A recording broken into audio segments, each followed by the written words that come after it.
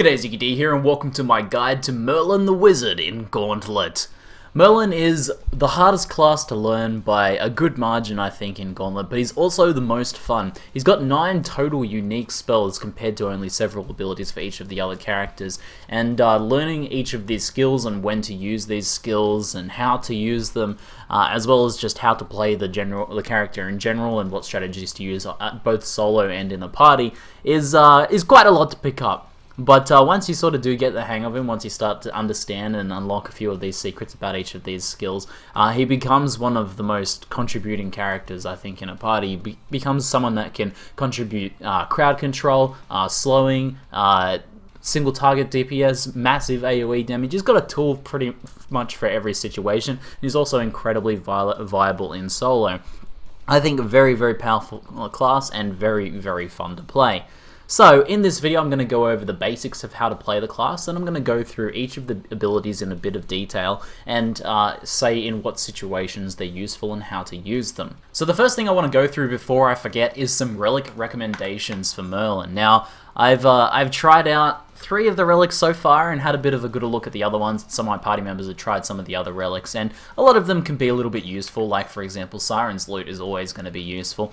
But the one that I think is really, really excellent with Merlin is the Ring of Mirrors just here. What this does is summons 2 or 3 illusions that will use your abilities. Now, as Merlin the Wizard, the abilities that they can use can be really, really powerful. They can use the Fireball Lob that will do massive AoE damage. They can use Chain Lightning, or they can just use normal fireballs. And what happens, what I usually use this for, is in solo, I can pop this relic when I'm standing next to a tower, and I'll usually use my Lightning Bubble, which gives you a sort of pseudo-immunity, and you can just DPS freely down the tower, and with 4 of you there, so 3 illusions plus you, even if your illusions sometimes attack nearby enemies, a lot of the time they'll attack the tower, and you can DPS towers down in one go, and you'll just be able to instantly burst down towers. It's very easy.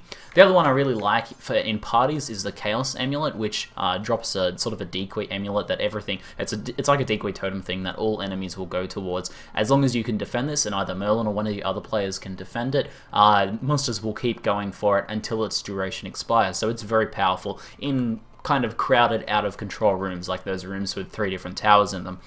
So both of these are ones that I highly recommend. So now let's go through the basics of how to actually play Merlin, because, you know, how to physically use the controller to control this class.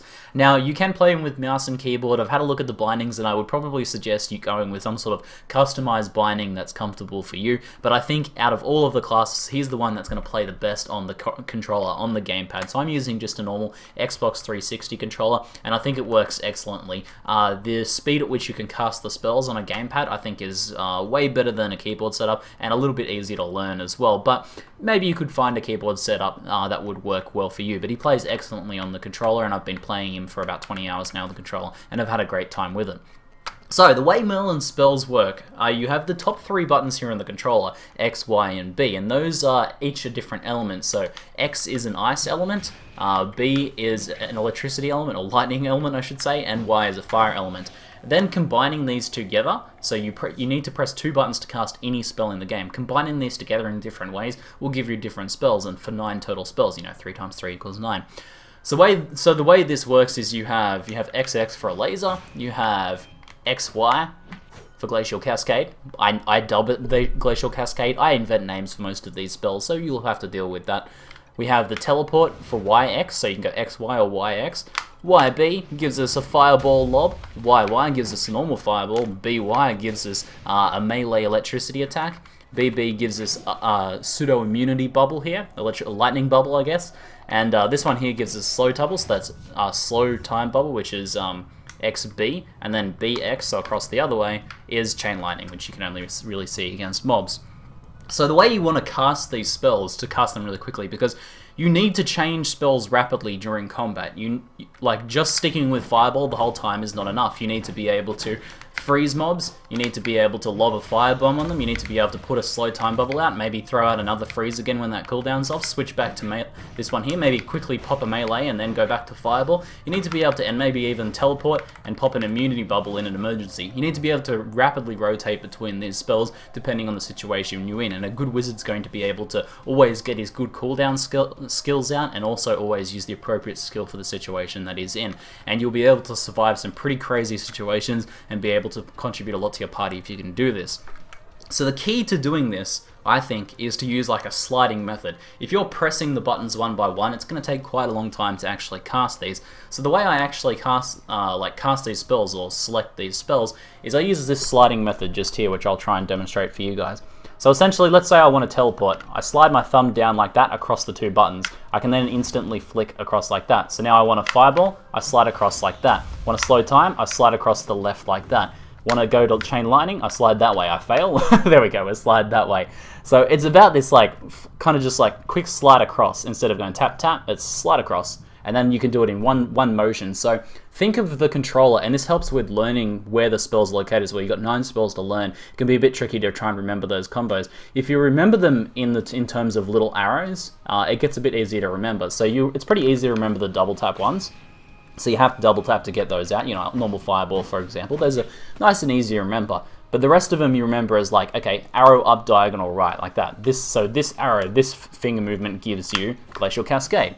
This one downwards gives you teleport. So if you remember it in that sort of series of arrows like that, so up this way, down that way, up that way, across, across. If you remember it in that kind of like a triangle shape there, it becomes much easier to remember. So that's just a little trick I found to remembering the spells. So with this out of the way, I think I'll jump into a stage here and try and demonstrate some of these spells for you and explain exactly when they're useful, because some of them seem pretty useless at first, but later on they become much more useful once you actually kind of figure out how to work them and what they're good for. So this room is as good as any to explain the bread and butter of Merlin the Wizard, and that is the Fireball. This is going to be the skill you default to most of the time when you're not sure what else to do, or when you need to be mobile, or when you're kind of learning the class as well. Fireball is a pseudo auto-targeting. You need to point in the right direction, but does have some light auto-targeting. Single target spell. It fires a single fireball that will then seek out the target in that direction. So over long ranges, you'll notice the auto-targeting a little bit. It'll stray off towards targets instead of kind of just flying past them. If you don't need super precise aim, you just need to flick your analog controller in the right direction to cast that. Now you'll notice that you can keep moving while you're casting Fireball. So the mobility of this is quite important, and against a lot of things like these zombies, for example, you can fire while they're chasing you around and you won't take any damage. So it's a great way to kite around a pack and slowly work them down. Now Fireball is your second highest single target damage, so whenever you need mobility and need to deal a single target against like bosses or mini bosses or things like that, then Fireball is going to be the way to go. And it's also good for DPSing down towers if you can't afford to stand there for too long. Okay, so the next one I want to go over is YB on the controller, and this is the Fire Bomb. This is what I call like the Fire Bomb, as opposed to the Fireball. As opposed to that one being single target, this one is a massive AoE. So you throw it, it has a predetermined set range, so you need to learn where that range is, and it's about there to get those guys down. And it does massive AoE damage. It will, will one-shot a lot of stuff, deal pretty significant damage to other things. So the damage is quite high, but the AoE is exceptional. You can kind of get an idea of that AoE just there by the look of the explosion. So this is what you'll use when there's a very large group of mobs, maybe after they've frozen them or slowed them or something like that, and grouped up as many as possible. And you'll use it to start combo chains by bursting down a huge pack and then switching to something like Chain Lightning. Or you'll just use it to siege towers. It can actually fire over some fences, so there'll be tricky areas in some stages where you can stand next to a fence and then fire over the fence of the tower where your allies defend you from other things, so you can freely DPS down a tower very safely. So that's a pretty cool use of it there. Or you use it in parties when your melee fighters are fighting, they have enemies grouped up, and you can use it to assist them by bursting down a huge amount of enemies just there. So the aim is, as you would expect, you point in the direction to throw it, but the distance is always preset, so you need to learn that distance. So it's a good idea to practice this as much as possible, get an idea of where that is. You can practice on things like barrels just there, so you can learn where exactly is the AoE, and you can see the size of the AoE as well. So let's try and burst down that one just there, let's try and burst down that one just there, and it'll get pretty second nature after a while, the actual range of this. Okay, so the next one I want to go over is the teleport. This is YX on the controller, and this is like a fire teleport ability just here. And this is absolutely crucial. If you get yourself into a bad situation, like for example I just opened this, and you know I'm getting stuck in a corner, you can use that to get out of danger. Now it also damages enemies, so you saw I used it to pop the explosive mobs just there. By dealing damage to them, I cause them to explode. So let's say I get trapped in a corner here, you know, I'm using my fireball, and then I kind of get locked in a corner just here. I simply slide across and pop my teleport. Now, this is one of the longest range mobility skills, however its downside is it has a rather long coolback, so you can see I'll cast it just here, and then I have to use other spells, or I have to run and be safe until that cooldown comes down and I can use it again. So what you'll usually do is I'll do something like use my teleport, and then if I'm still in a bad situation, I'll pop my lightning bubble, which I'll go over in a bit, which will give me some extra immunity. By the time that goes down, I have the teleport up again. So you can chain those spells together. You can also chain it with other freezing spells, for example. So very, very powerful teleport. It's also great at snagging gold and crowns off your allies. But very powerful teleport, but the long cooldown means you need to be careful of that. And it just goes in the direction, you know. So you want to, it's another one where you want to learn the range of as well. Now, if you do this against a wall, it can be a little bit awkward where it'll stick against the wall and you won't go anywhere. So try and point it into open directions if possible. Now, the next spell I want to go over, since I kind of mentioned it, was this one here, Glacial Cascade. This is fantastic. I often combo this with Firebomb there, so what you'll do is you'll freeze a bunch of enemies just there. It's on a medium length cooldown, and it's a perfect freeze. Now, it doesn't actually deal damage, so you'll see those guys get frozen, and then they unfreeze. But when things are getting out of control, or when you need to freeze a large group so you can put that distance between you to cast the Fireball, then that's perfect for situations like that. Oh, I don't want to kill this tower just yet. But it's also great in parties if someone's getting overwhelmed, or if you need to DPS down a tower, you can freeze mobs around it. Another thing you'll notice is I'll freeze this pack just here, and this other zombie will get stuck on the frozen mobs. Because there's body blocking in this, if you freeze the front lines of a group of enemies, then the rest of them will get stuck against them. So it can actually be very effective. You can just sort of stand behind the ice just there. So that's a very potent skill, and one that you'll want to use in your rotation, oftentimes whenever it's off its cooldown if possible. Now the next one I want to go over is crucial one to absolutely get down and know when to use. It's on a rather long cooldown, but it's the lightning bubble just here. This allows you to do a lot of really potent things. Firstly, when enemies run into it, they'll get knocked back. Now, I believe it does deal some form of damage in some instances, but a lot of the time it seems to be pretty erratic. Like, it doesn't deal damage against these mobs just here, but it does seem to kill things like the mini spiders in the second zone. So, I don't think, maybe it doesn't actually deal damage, but maybe it kills mobs that only require one hit anyway. I'm not exactly sure how it works. But anyway, it's a very, very potent defensive skill, but it can also be used defensively, just like shields in real life. They're not just used for defense, they're used for offense as well. With this lightning bubble, once it's off cooldown, what you can do is something like freeze the mobs just here, and then you can pop in next to the tower. You can wait until your cooldown's off. Oh, almost screwed up on the cooldown there.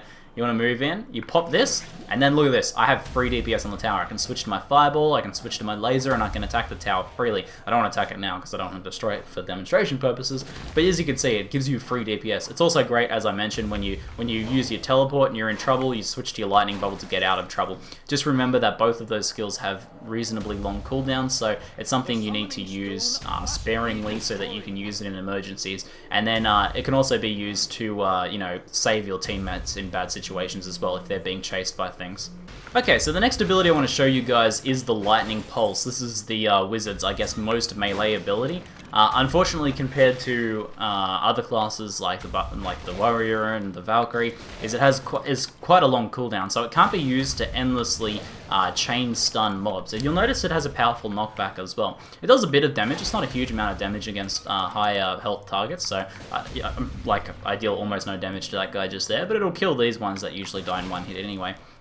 But what it is very powerful, it's a very powerful CC, it's a very powerful defensive skill, and it's also great at disabling certain things. So there's some things like little floating skulls or shield bearers and stuff like that that you can completely negate. There's also like the sword warriors, sword skeletons in later levels that will do like a spinning attack. Using this ability on them will actually end their spinning attack. So it's very powerful for taking out some of those dangerous things from the field or knocking back a shield bearer's shield. So you can use the knockback on the shield, switch to a fireball, and then finish them off. So It's great for that, and you can actually bypass the cooldown sort of weakness of it by doing that. So you can knock them back, switch to the fireball, and then switch back and put another one down there. So you can sort of insert a spell in between.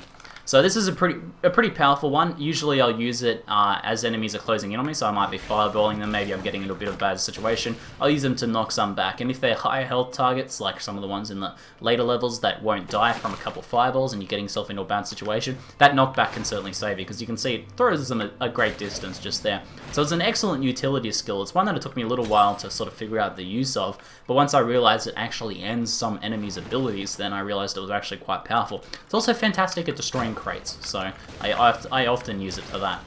So the next one I want to show you is the reasonably lackluster looking Chain Lightning. When you first use this ability, you're kind of like, what's the point of it? It will often only jump to 2 enemies, or it'll do hardly any damage, or it just feels really weak when I first looked at it. It took me a while to sort of figure out the strength of it. And then we did the boss fight at the end of the first act, and in that situation, I was in the party. I was in the 4-man group.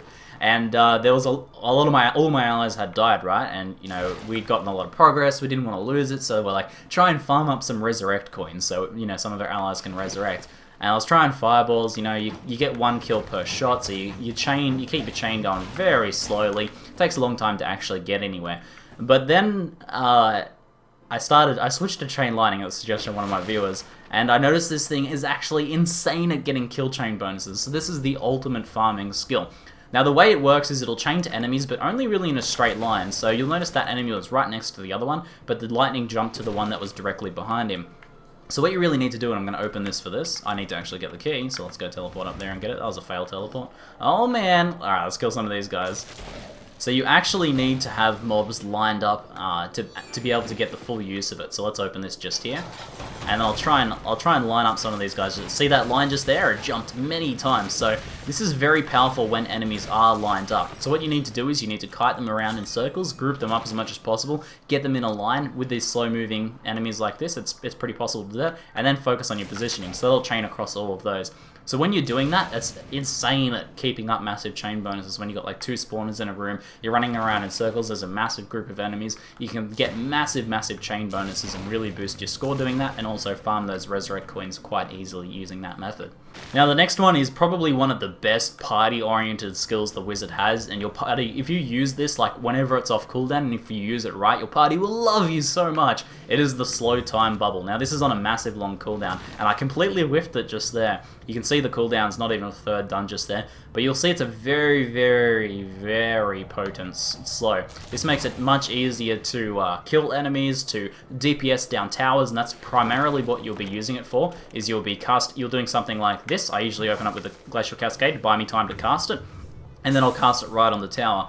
Any mobs that are near the tower will be slowed, can easily be killed, and the tower can be freely DPS'd. So, you know, you can see, you can attack in pretty much relative safety just there. So it's an incredibly potent skill. You can also use it kind of in interesting choke points that you're trying to hold, or whenever there's a very large group of enemies that you need to sort of slow down. So it can be very powerful when used correctly.